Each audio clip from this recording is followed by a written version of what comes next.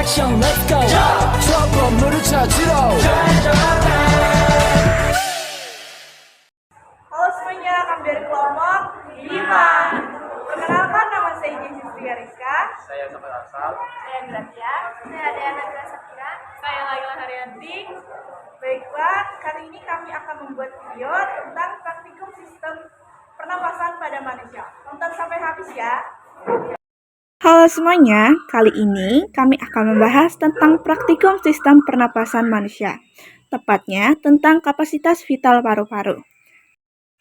Tujuan praktikum ini, peserta didik mampu menghitung, mengukur kapasitas paru-paru melalui kegiatan dan percobaan yang tepat. Landasan teori, volume udara pernapasan adalah jumlah udara pernapasan yang keluar masuk melalui sistem pernapasan.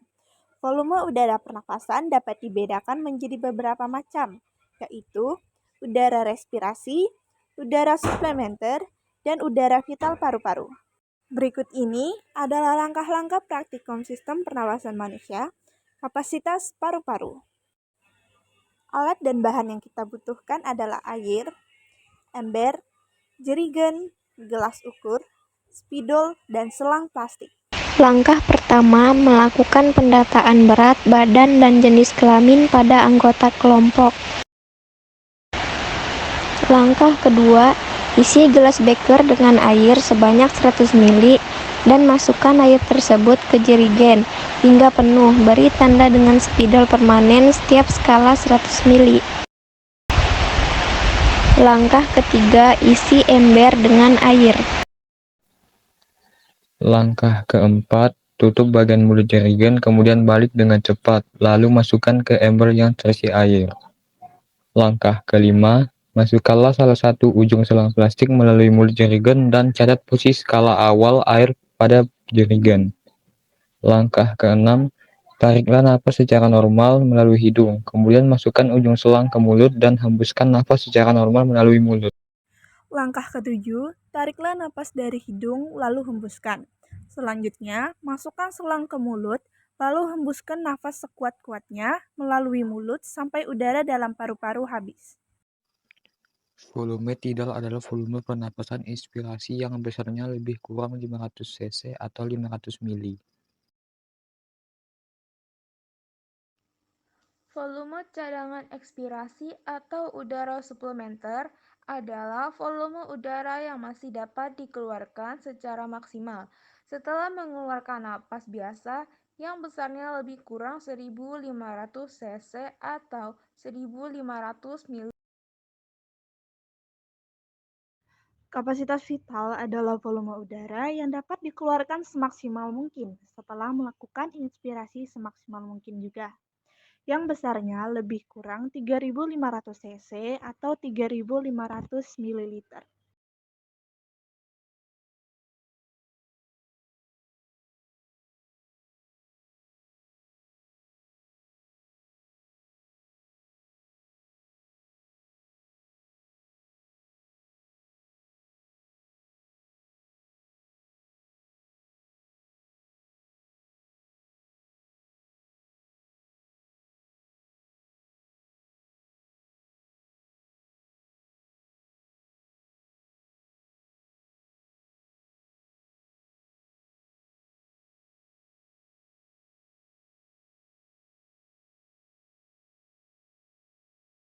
Dari tabel ini, kita mengetahui bahwa volume pernapasan dari masing-masing individu mencapai lebih dari volume pernapasan normal.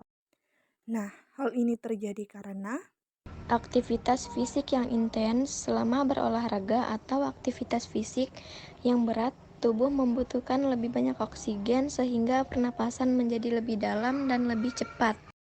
Kebutuhan tubuh yang meningkat saat mengalami stres, kecemasan, atau kondisi medis tertentu.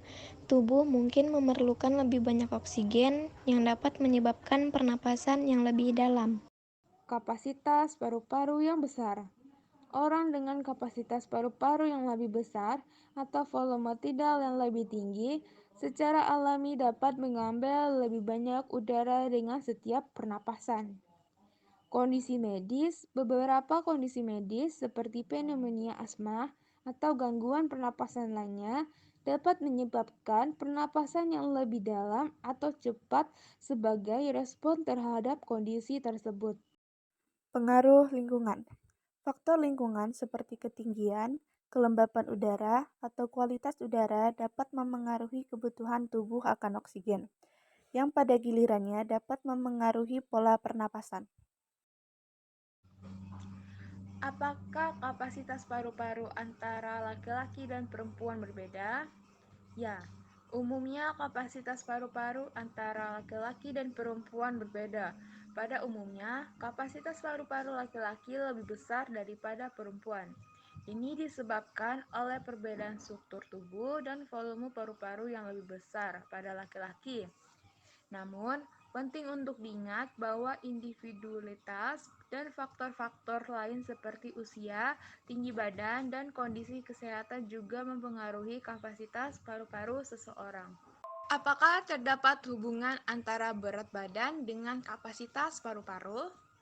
Terdapat hubungan antara berat badan dan kapasitas vital paru-paru. Secara umum, individu dengan berat badan yang lebih tinggi cenderung memiliki kapasitas vital paru-paru yang lebih besar, karena paru-paru memiliki lebih banyak ruang untuk berkembang. Namun, ini bukanlah aturan yang mutlak, karena ada banyak faktor lain yang juga mempengaruhi kapasitas vital paru-paru, termasuk tingkat kebugaran fisik dan pola nafas dan kondisi kesehatan secara keseluruhan. Faktor-faktor apa saja yang mempengaruhi kapasitas paru-paru seseorang? Jawabannya, beberapa faktor yang mempengaruhi kapasitas paru-paru seseorang meliputi genetika, paparan asap rokok atau polusi udara, aktivitas fisik, kondisi kesehatan seperti asma atau penyakit paru obstruktif kronis, serta usia. Apa kesimpulan dari kegiatan ini? Dari kegiatan praktikum ini, ternyata kapasitas paru-paru dapat dipengaruhi oleh berat badan seseorang. Secara umum, individu dengan berat badan yang lebih besar cenderung memiliki kapasitas paru-paru yang lebih besar. Kapasitas paru-paru perempuan umumnya lebih rendah daripada laki-laki, karena perbedaan dalam struktur tubuh dan juga volume paru-paru. Frekuensi pernapasan.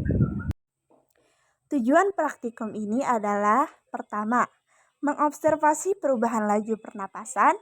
Yang kedua, menganalisis pengaruh aktivitas dan jenis kelamin pada perubahan laju pernapasan. Pada praktikum kali ini, alat dan bahan yang kita siapkan adalah jam, buku, dan juga alat tulis. Langkah-langkah praktikum frekuensi pernapasan.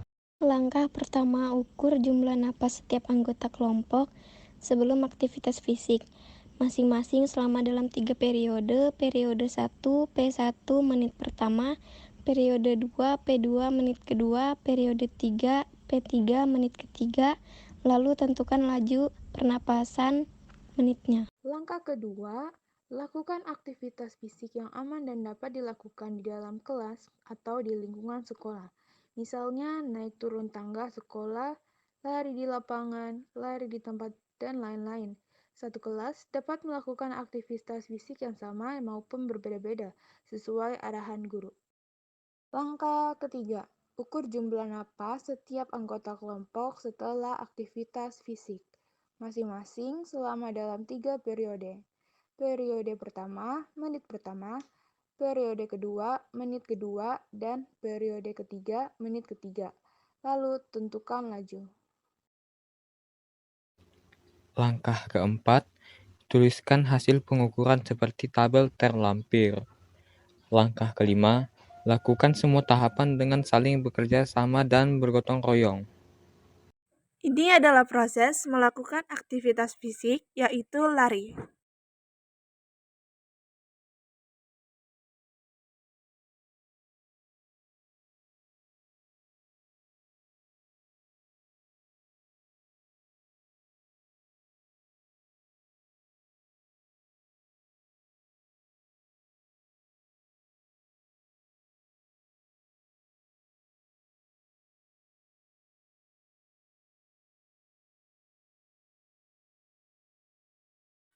Nah, pada tabel ini kita bisa melihat bahwa sebelum melakukan aktivitas, anggota berjenis kelamin laki-laki memiliki jumlah napas yang lebih rendah dibandingkan dengan perempuan.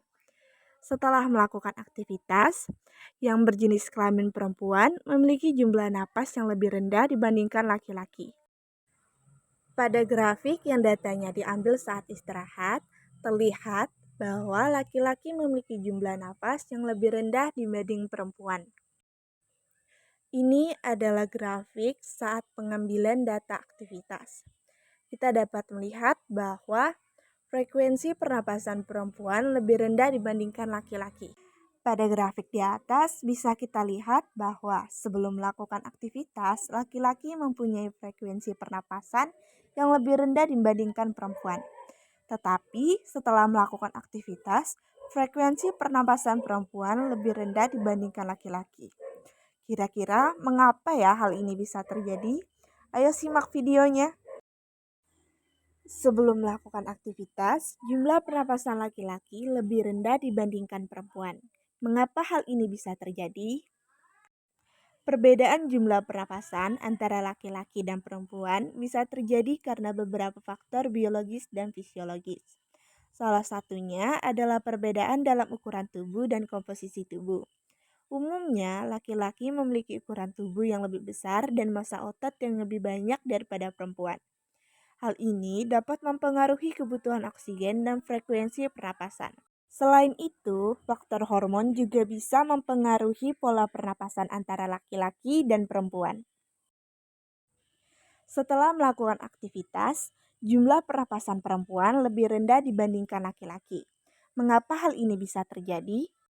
Setelah melakukan aktivitas, pernapasan perempuan cenderung lebih efisien daripada laki-laki. Ini bisa disebabkan oleh perbedaan dalam penggunaan energi selama aktivitas dan perbedaan dalam pengaturan detak jantung serta pernapasan. Meskipun tidak selalu konsisten, beberapa penelitian menunjukkan bahwa perempuan memiliki kecenderungan untuk menggunakan energi lebih efisien selama aktivitas fisik, yang mungkin mengakibatkan jumlah pernapasan yang lebih rendah. Selain itu, faktor-faktor lain seperti perbedaan dalam kapasitas paru-paru dan sistem kardiovaskular juga dapat mempengaruhi pola pernapasan setelah melakukan aktivitas. Ini adalah organ pernapasan manusia. Yang pertama, sinus, lalu hidung, trakea, bronkiolus, alveolus, diafragma, bronkus, paru-paru, esofagus, epiglotis.